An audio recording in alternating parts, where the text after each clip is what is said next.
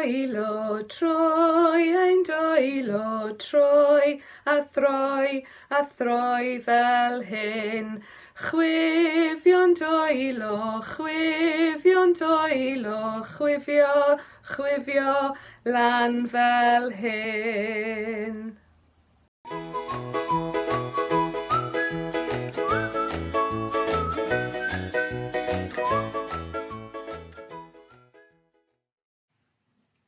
Heddiw, rydyn ni ar y fferm.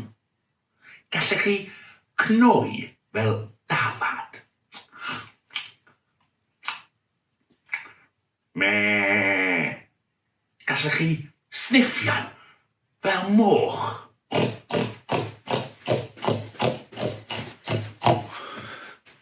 Gallech chi fflapio fel hyaden.